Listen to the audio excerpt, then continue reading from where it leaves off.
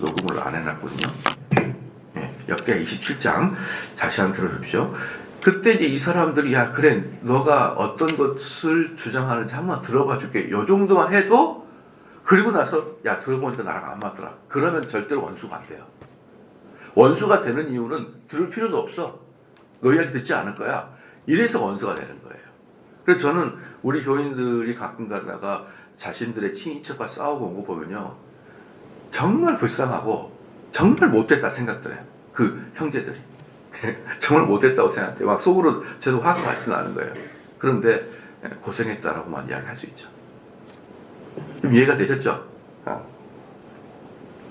한번 들어보고 야 그래도 안 맞더라. 내가 들어보니까 안 맞. 그러면은 그 형제가 고마워요. 고맙다. 참 내 이야기를 듣고 고맙다 정도 되고 근데 안 맞다 그러면 어떻게 해? 자기가 또 좋아하는 설교를 들어야지. 그러고 끝나는데 안 들어. 니네 교회만 제대로 된 교회야? 니네 목사가 제대로 된 목사야? 이렇게 감정적으로 우리 교인들을 공격해버리거든요. 참 그게 못 됐어요. 사람들이 다 못됐다고 생각합니다. 그게 누구예요? 아사왕이에요. 그 3대 왕의 세 번째 왕의 이 아사왕은 자기 할머니를 폐위시켜서 남유다의 종교개혁을 일으킨 첫 번째 왕이 제3대 왕 아사왕이고 제4대 왕 그 아사왕의 아들 여호사밧입니다. 여러분 기억이 나나 모르겠습니다. 이 여호사밧은 이 첫 번째 종교개혁을 일으켰던 자기 아버지 아사왕보다 더 훌륭한 사람이에요. 여호사밧은. 왜 여호사밧은 더 훌륭합니까? 아사왕은 할머니를 폐위시켰지만 그러니까 우상의 대장인 할머니를 폐위시켰지만 여호사밧은 거기다 한 걸음 더 나아가서 전국에 하나님 말씀을 전파할 율법사들을 파견하는 제대로 된 종교개혁을 일으킨 게 여호사밧이죠. 그러니까 아사왕은 종교개혁의 외적인 형태를 만졌다 그러면 여호사밧은 실제로 종교개혁의 그 근간인 말씀 전파를 하게 했던 것이고요. 그런데 참 재미있는 게 뭐냐면 이렇게 가장 훌륭했던 여호사밧의 왕, 즉 4대 왕이 여호사밧이 뭘 실책을 했냐 그러면은 자기 아들을 북이스라엘 아합과 이세벨의 딸하고 딱 결혼을 시키네. 나는 이것들이 이제 이해가 안 가요. 이것들. 왜 사람들은 이렇게 다 한결같이 제대로 일을 하다가 꼭 결정적인 실책을 하는지 모르겠다 이 말이에요. 여호사밧이라는 왕이 가장 훌륭한 종교 개혁자였음에도 불구하고 자기 며느리를 북이스라엘 왕 아합과 이세벨의 딸 아달랴를 자기 며느리로 딱 삼는 것에서 남유다에 결정적인 실책이 들어오게 돼 있어요. 자, 이 실책은 그 다음에 그 다음 자손, 그 다음 자손, 그 다음 자손에 이르기까지 남유다를 휘몰아치기 시작하는 이 여자가 하나 들어와가지고 이해가 안 갑니다. 근데 그때 제가 여러분에게 상식적으로 말씀드린 뭐냐면 여호사밧이라는 왕이 이제 남유다를 딱 그렇게 율법을 했더니 그 부흥하기 시작하는 거예요. 더 잘해보려고 우리 민족끼리도 우리 계속 이야기했잖아요. 요즘에 우리 민족끼리 여러분 제가 저도 얘기했지만 민족 강조하게 되면 전체주의 국가 돼요. 전 세계를 떨게 했고 전 세계를 대상으로 전쟁을 이겼던 모든 나라가 하이 히틀러 민족주의를 주장했던 사람들이에요. 민족주의를. 일본 제국주의도 민족주의를 주장하죠. 특별히 중국 애들이 아주 무서운 이유는 뭐냐면 그들은 민족주의적 정신이거든요. 아주 국수주의 국가고 아주 중화민족 국가예요. 아주 저는 중국은 처음부터 제가 위험한 국가라고 한 10년 전부터 박근혜가 중국 갔을 때 있었죠. 그때도 여러분 기억나지 않겠지만 그거 중국 가면 안 된다고 제가 소리 질렀던 그런 사람이에요. 그런 사람. 저는 왜 그 전부터 중국을 선교를 왔다 갔다 했기 때문에 중국인들의 무서운 걸 제가 너무 많이 봤거든요. 국수주의가 너무 무서워요. 중국 사람들만을 그 사람들을 생각하는 거예요. 그리고 그 사람들은요, 제가 나가가지고 보니까요, 설교를, 신학을 가리키는데 신학을 가리킬 수가 없어요.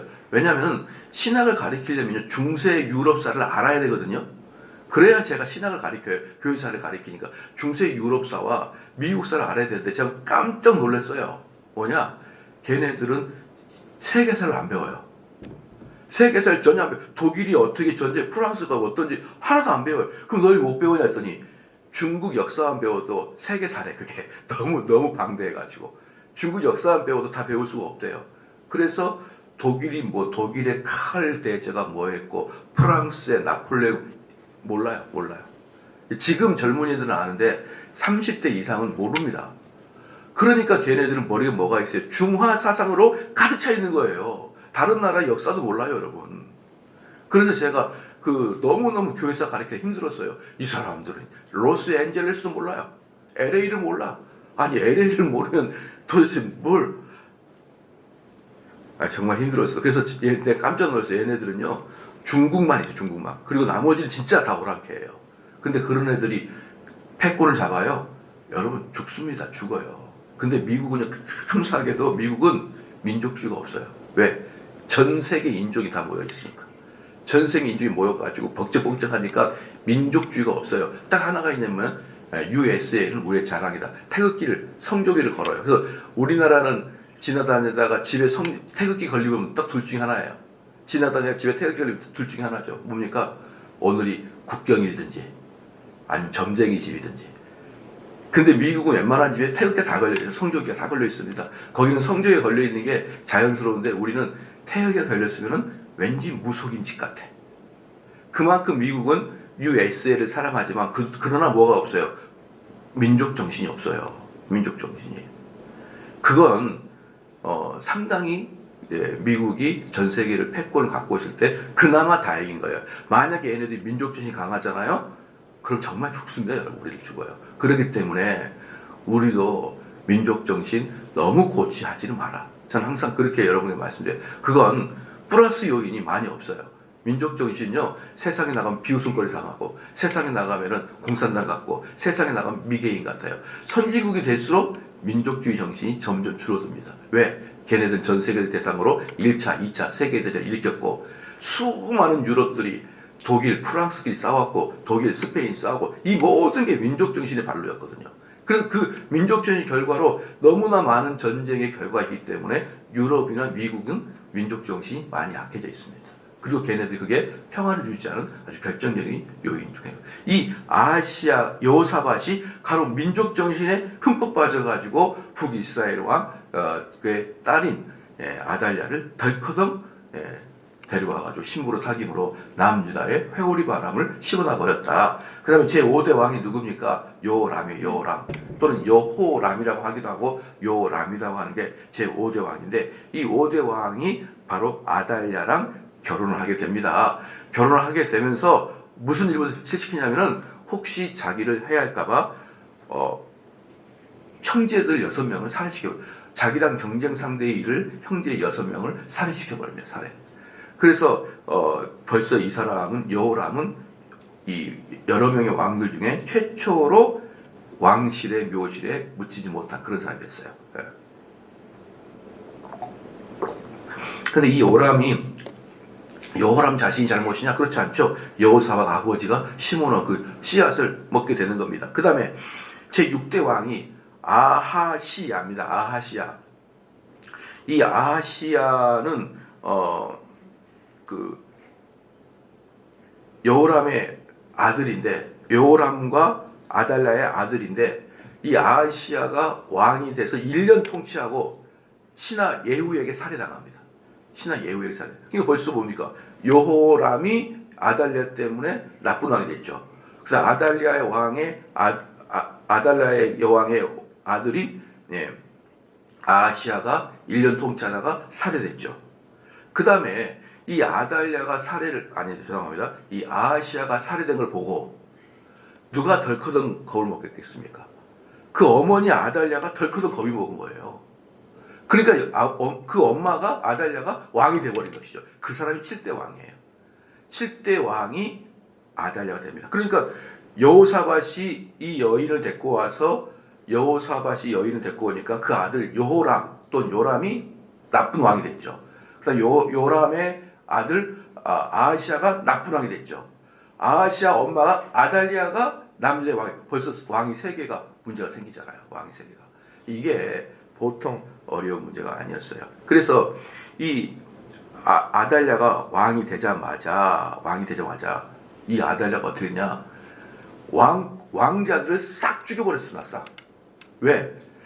이 왕위에 오를 그 라이벌들이 이것들이 자객을 보내가지고 죽이겠구나 생각해가지고 왕자를 싹 죽여버리고 말았어요. 나중에 아달랴는 잔인하게 처형당하고 말았죠. 처형당하고 말았지만 싹 죽였는데 그때 누가 하나 살았습니까? 제8대 왕. 제8대 왕인 그 요아스라는 조그만 어린이가 살아났죠. 여기 기억나십니까? 요아스를 탁 살려가지고 성전에 숨겨놨잖아요. 성전에 숨겨가지고 7년 동안 성전에 숨겨놨어요. 그때 누가 성전에 숨겼습니까? 그때 대제사장이었던 여호야다라는 대제사장이 숨겨줬어요. 7년 동안을 성전에 숨겨줬습니다. 대제사장 여호야다가. 근데 그때 7년 동안에 성전에 숨겨졌는데 마침 그 아달랴라는 이 여인이 우상 숭배를 하기 때문에 성전에 잘 안 가, 이 여자가. 그러니까 그 성전 안에서 어린이가 7년 동안 잘 숨겨 있다가 7살의 여호야다, 대제사장 여호야다의 힘을 얻어서 성전에서 어때요? 등극을 해버립니다. 여러분, 그게 8대 왕 요아스예요. 저 기억이 좀 상기가 되잖아요. 그죠? 자, 상기가 돼야 됩니다. 자, 그 다음에 이제 이 요아스가 그렇게 이제 했는데, 요아스라는 사람이 7살의 왕이 됐는데, 대제사장, 자기를 길러준 대제사장 여호야다가 있을 때는 상당히 좋은 정치를 펼쳤어요. 근데 여호야다 딱 죽자마자 또 변신해가지고 뭐가 됩니까? 우상 숭배자가 됩니다. 자, 이걸 보면은 얼마나 어리석은지. 그래서 이 요아스라는 사람이 말년에 어떻게 됩니까? 암살당해요. 암살당합니다. 이 사람이 처음에는 선하다가 나중에 돌아섬으로 말미암아 암살당해요. 그 아들 9대째 아마샤. 그 아들 아마샤는 왕이 되자마자 자기 아버지를 죽인 사람들을 처형한다. 기억나십니까? 처형했다. 그리고 아마샤가 이제 뭐였냐면은 그 에돔하고 전쟁을 일으킵니다. 에돔이라는 나라랑 전쟁을 일으키는데, 에돔이라는 나라를 전쟁 일으킬 때 사람들을 아마샤가 군인을 30만 명을 모집했어요. 근데 30만 명을 모집하고 보니까 좀 작은 것 같아. 그래서 북이스라엘한테 10만 명의 용병을 구했습니다. 엄청난 돈을 주고 10만 명의 용병을 구했는데, 어떤 선지자가 당신은 이미 이방 나라와 같이 우상만 숭배하는 북이스라엘의 군사들을 데리고 와서 용병을 삼아서 전쟁을 하지 말라고 하나님이 말했습니다. 그렇게 말하니까 그때 깨닫고 이 사람 10만 명을 다시 돌려보내요. 돈을 줘서 돌려보냈는데, 올라가면서 이 북이스라엘 용병들이 올라가면서 남유다를 쳐버리고 올라가잖아요. 그래서 3,000명이 죽잖아요. 3,000명이 남유다 왕들이, 남유다 백성들이 3,000명이 죽고 올라가고, 그리고 이 아마샤는 아주 에돔을 깨끗하게 이겨버리고 말죠. 완벽하게. 근데 여러분 기억납니까? 아마샤 돌아올 때 뭘 들고 왔죠? 에돔의 신 하나 딱 들고 와요. 아니, 하나님께서 북이스라엘의 용병들 10만 명 돌려보내고, 그 다음에 에돔을 칠 때 하나님의 현격한 하나님의 도우심으로 전쟁에 승리를 했는데, 올라올 때 승전보를 가지고 개선장군처럼 올라야 되는데 왜 패전국가의 신을 들고 오냐고요. 왜 사람들이 이렇게 어리석냐 이 말이에요. 그래서 이 아마샤가 올 때 신을 가지고 와요. 신을 가지고 와서 그 신을 섬깁니다. 그러면서 어떻게 했냐 그러면, 그 신을 섬길 때 같이 했던 부하들이 회의를 했습니다. 어떤 회의를 했습니까?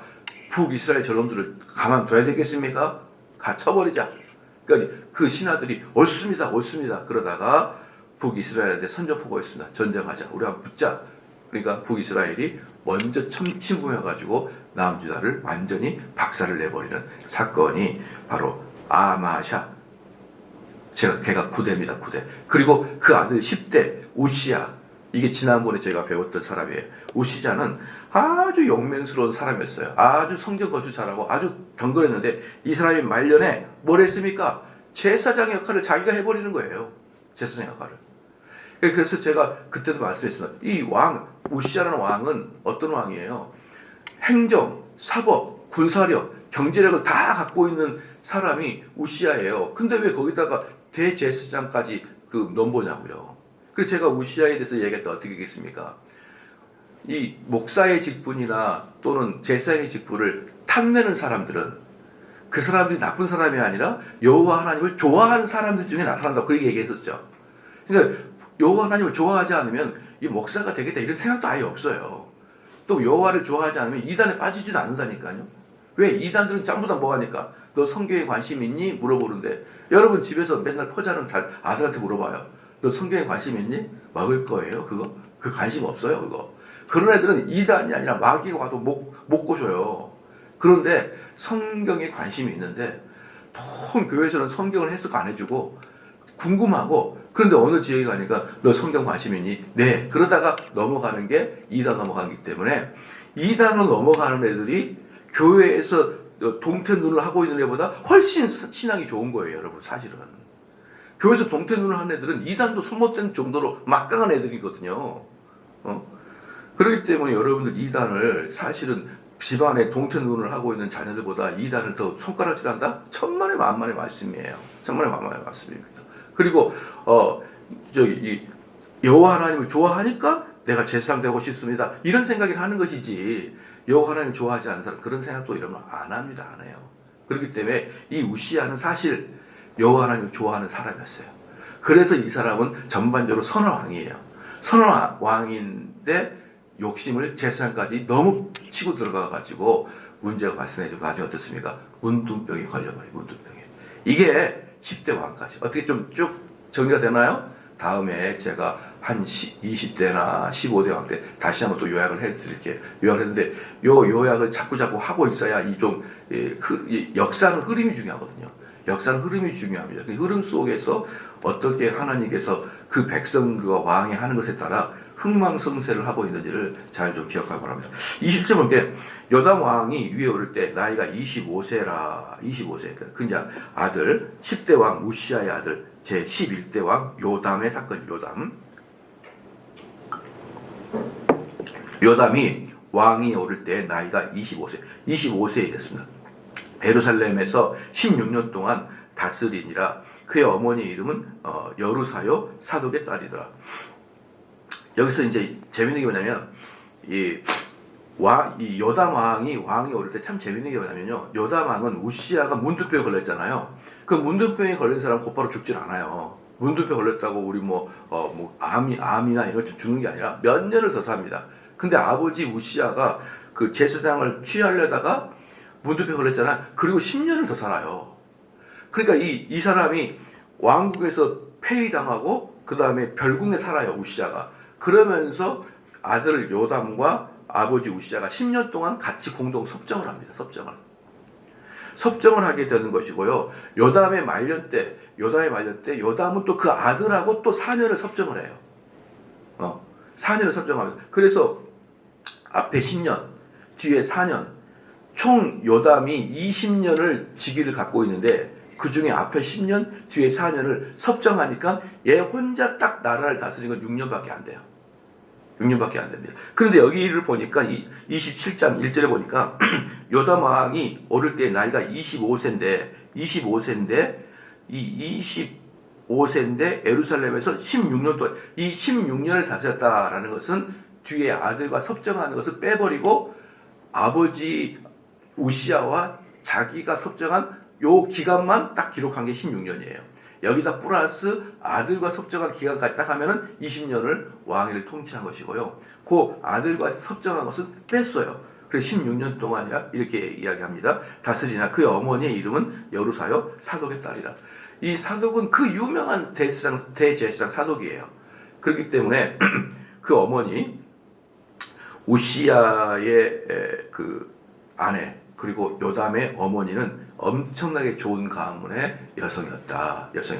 그러니까 이 우시야라는 사람이 사실 얼마나 하나님을 좋아하고 대제사장의 직분을 사모했는지 자기 아내를 고른 것만 봐도 어때요? 벌써 대제사장의 딸, 사독의 딸을 이 아내로 삼았던 것이죠.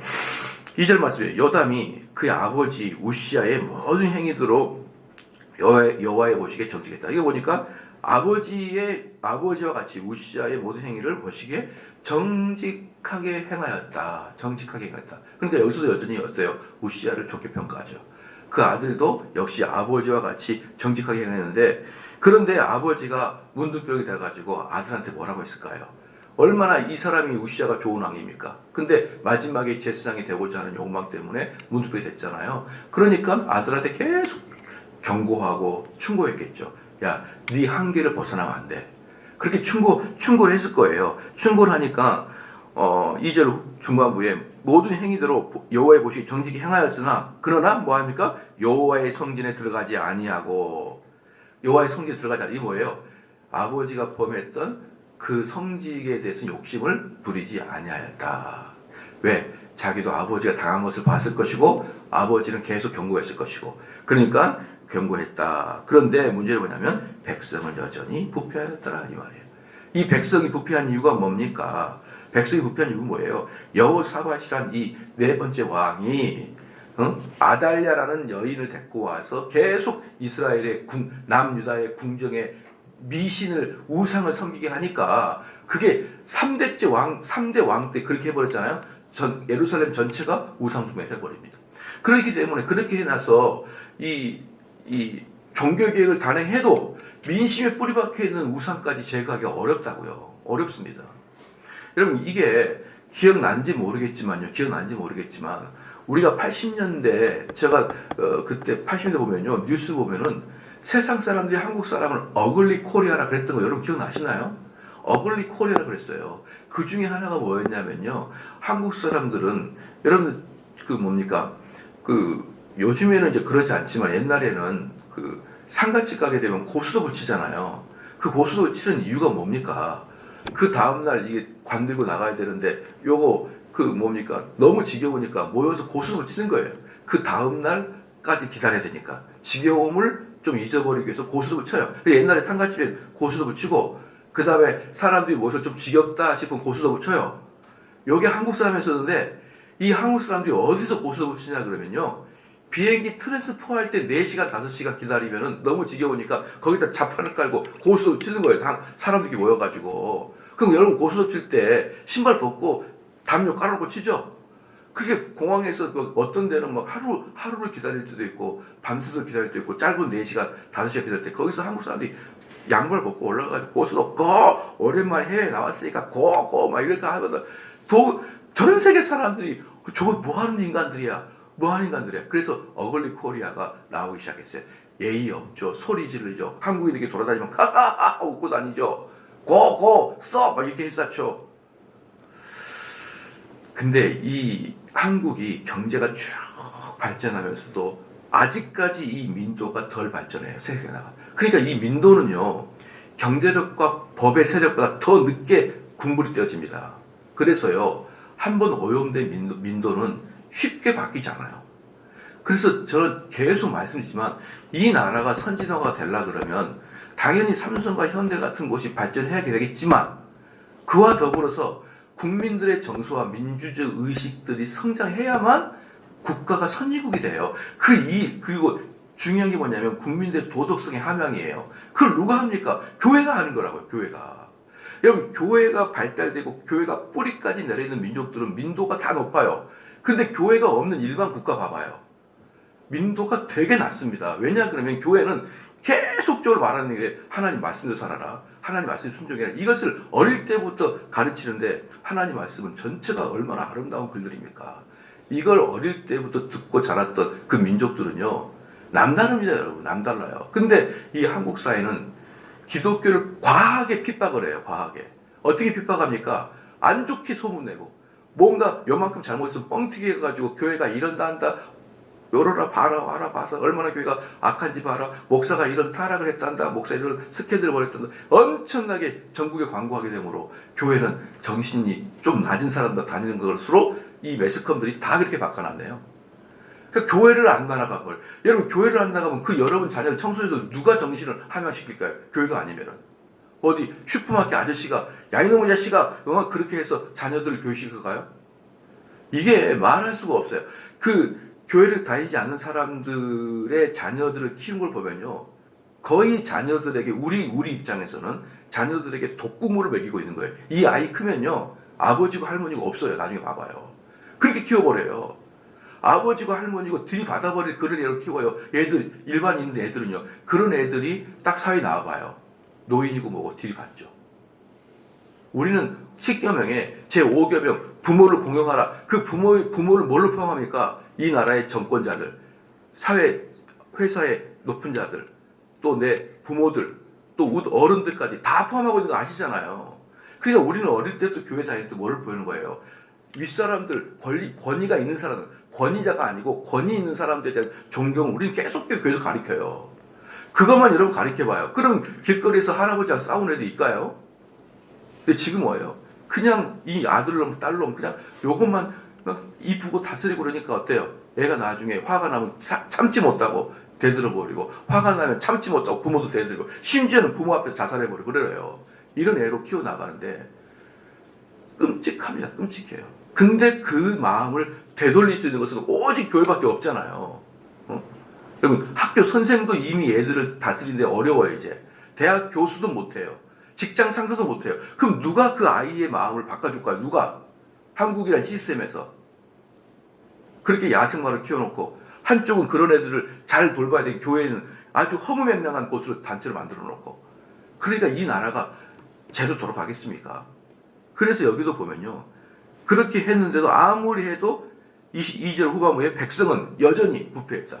백성은 안 바뀌는 겁니다. 한번 부패가 들어가게 되면 이 누가 이걸 바꿔요? 3절 말씀에 그가 여호와의 전 윗문을 건축하고, 여호와의 전 윗문을 건축한다는 것은 윗문이 다 헐어졌거든요. 다 무너져 버렸어요. 그것을 건축하고 오벨 성벽을 많이 중요. 그러니까 이게 다 이제 뭐 그 예루살렘 성전의 벽들이 무너져 있는 걸 증축했다라는 것이죠.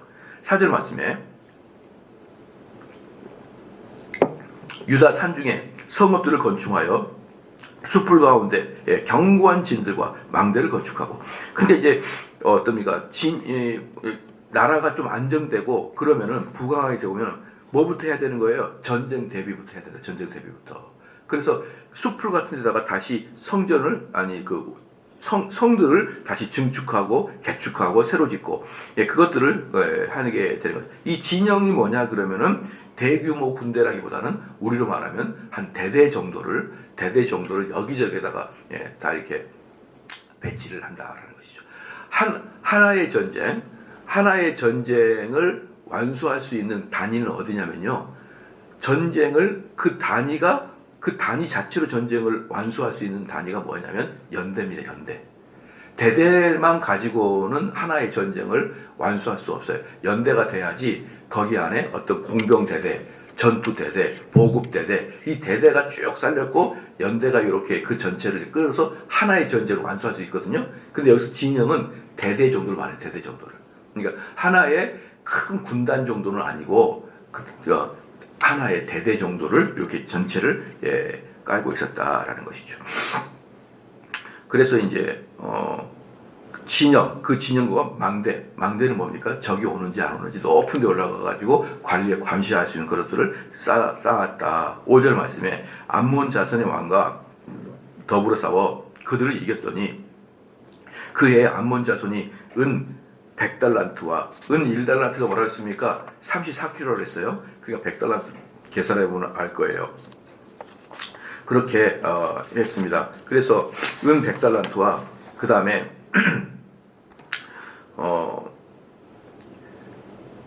밀 만고루와 보루 만고루예요. 이 만고루 1만 고루가 우리 지금 현대의 무게로 말하면 2,300톤입니다. 2,300톤. 이 고루가 지금으로 말하면 2,300톤. 그러니까 밀 2,300톤이에요. 밀 2,300톤. 보리 2,300톤. 엄청난 것을 그 조공으로 받았어요. 제가 볼 때는 이건 너무 많은 조공 받았다 싶어요. 이건 너무 욕심이 컸다. 욕심이 크면은 여러분 세금이 많아지면은 그 반대 의견이 엄청나게 강해지는 거 아시죠?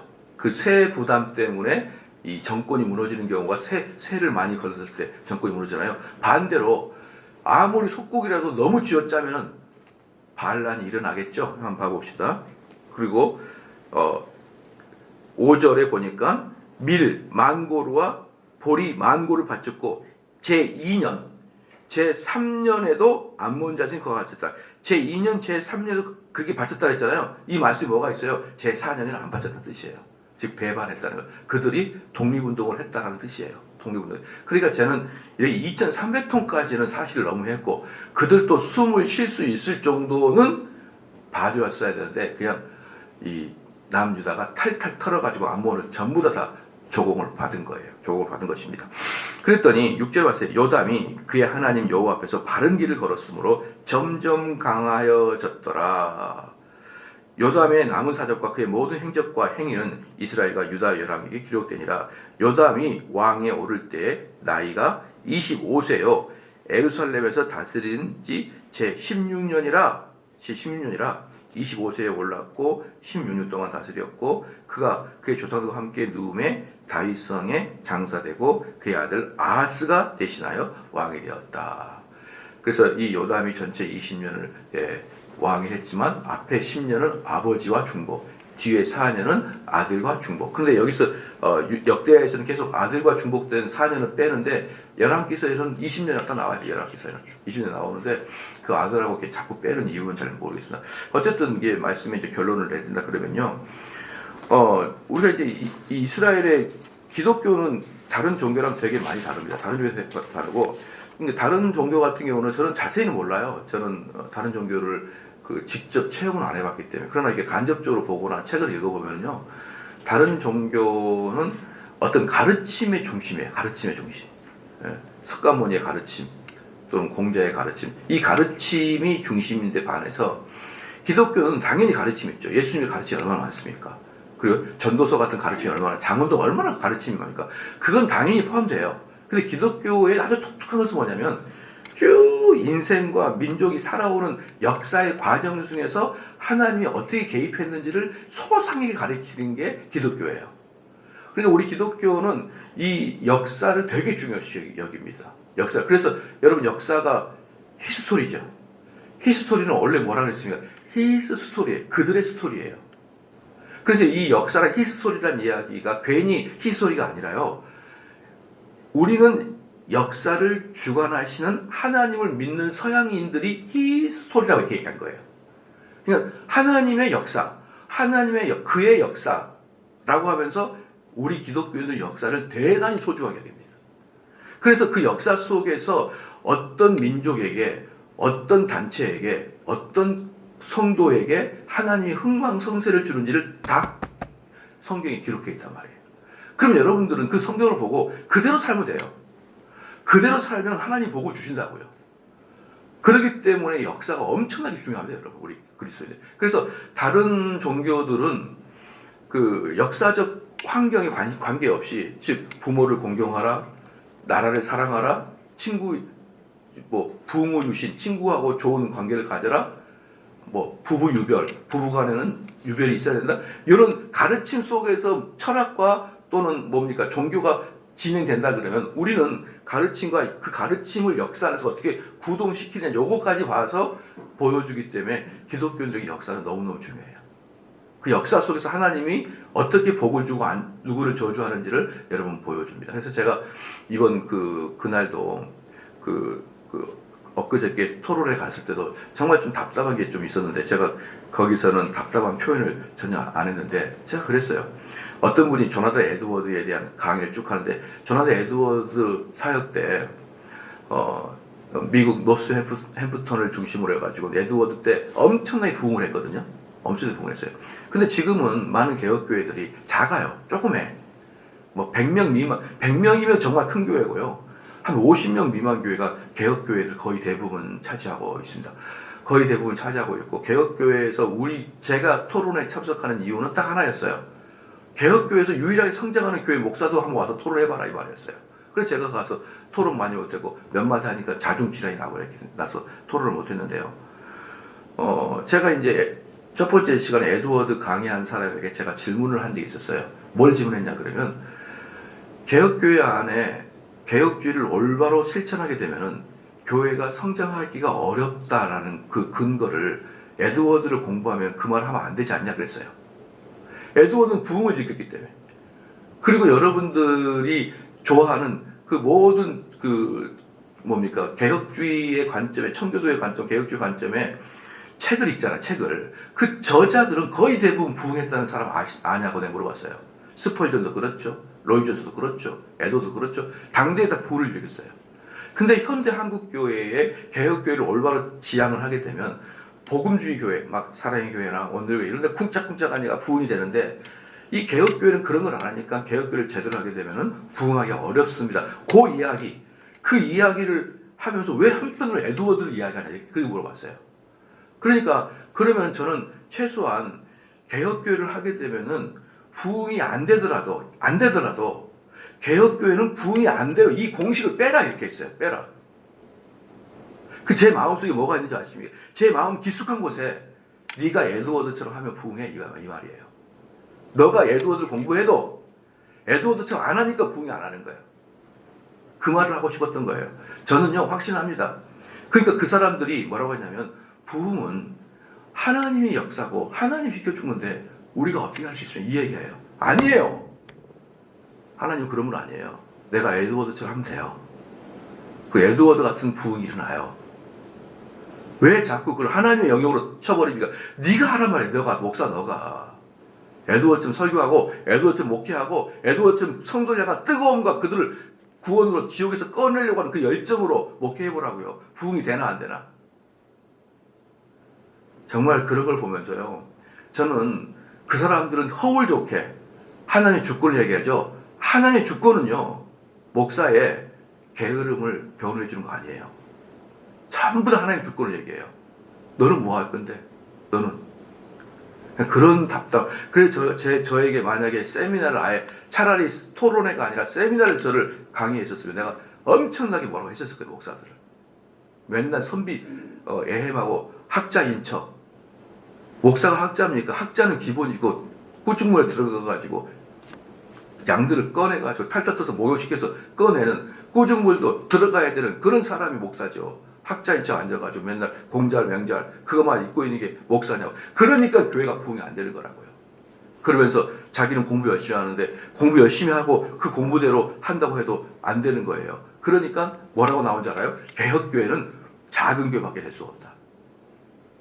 예수님도 허다함을 했다라고, 바울도 허다함을 했다라고. 교회사에서 이름을 찬란하게 했던 사람, 우리가 아타나시우스니 뭐 어거스틴이 그 모든 교회사에서 훌륭한 사람들, 당대 부흥을 일으켰던 사람들이에요. 그런 사람들 엄청나게 책을 읽고 이제는 개혁교회면 부흥이 안 된다고요? 제가 승질 나가지고 참기가 어려워요. 그런 목사들 보면. 네가 왜 부흥 안 되는지 나는 네 설교 스피치로 봐도 알아. 그래가지고 누가 너의 설교에 영향받고 뒤집어져? 여러분, 기독교는 역사를 알아야 돼요. 역사를 알면 부흥했고 흥황했던 왕들이 있어요. 목사들이 있어요. 사역자가 있습니다. 그럼 그대로 하시라고요. 다른 거 하지 말고. 그래서 우리 기독교 역사가 중요하죠. 자기네들 다 배우고 역사 속에서 그들이 어떻게 사역해야 배웠고 어떤 마음으로 그런 얘기 하더라고요. 조나단 에드워드는 하루에 13시간씩 공부했다고. 그럼 너는 하루에 10시간 공부해야 될 거 아니에요. 에드워드 얘기만 하지 말고. 저도 하루에 13시간을 못해도 그렇게까지는 못해도 엄청난 양을 저는 공부하고 지금까지 달려온 사람이거든요. 그냥 여기까지 온 거 아니에요. 밤새 공부하고 불철주야했고 노력했고 그리고 스피치가 약하면 저는 아예 안 해요. 근데 스피치로 사람들 알아듣게 하려고 열심히 노력했고 배웠고 제가 원래 발음이 뭉툭했거든요. 이걸 날카롭게 스피치를 다시 재종했고 이런 노력 없었을까요? 그런 노력을 해야 사람들이 귀에 들려야 부흥할 거 아니에요. 맨날 앉아서 공부만 해가지고 스피치는 어리숙하고 그들이 여러분들 로이 존스 있잖아요. 한번 영어로 로이 존스 그 설교 있어요. 못 알아들어 한번 들어봐봐요. 스펄전도 영어 있어요. 스펄전도 설교가 있어요. 유튜브에 나와요. 그럼 그 사람 특징이 뭐냐면 날카롭고 세게 얘기해요. 날카롭게 사람에게 쏙쏙 들어오게. 근데 점잖고 로이 존스께서 이렇게 하셨어요. 그 로이 존스는 여러 번 이렇게 얘기한 사람이거든요. 찡찡거리게. 그럼 그렇게 스피치를 바꿔야 될 거 아니에요. 자기 스피치로 고집하지 말고 바꿔야 될 거 아니에요. 그런 노력과 이런 것들은 뭘 보고 알 수 있다? 역사를 보면 알 수 있다. 그러면 흥황한 사람이 되고 싶으면 그 흥황한 사람을 따라 살아요. 여러분, 그럼 하나님이 그에게 복을 줘요. 내가 만약에 에드워드 똑같이 살고 똑같이 설교하고 똑같은 마음 살았는데 나는 복을 안 주고 에드워드는 복을 줬어요. 그건 차별하시는 하나님이죠. 우리 하나님은 공평하신 하나님이에요. 공평하시라. 그래서 이 역사가 중요하다. 저는 그렇게 기도하시겠습니다. 하나님 아버지 감사합니다. 이스라엘의 열왕들을 살펴보며 이들이 하나님에게 하였던 일들을 볼 때 이제 우리는 그 원리가 발견되고 이제 우리는 무엇을 할지 무엇을 금지해야 될지 이게 선명하게 떠오르게 하여 주심을 감사합니다. 우리는 이렇게 역사를 기록하신 이유는 우리가 갈 곳을 알려주고 우리가 하지 말아야 될 것을 알려주는 이 선명한 이 길에서 더욱더 하나님의 마음을 알게 하여 주셨고 더욱더 우리의 마음이 타락하고 또 넘어지는 곳으로 가지 아니하도록 우리 마음을 붙잡아 주시옵소서. 감사드리며 예수님의 이름으로 기도하옵나이다. 기도하옵나이다. 기도하옵나이다. 기도하옵나이다.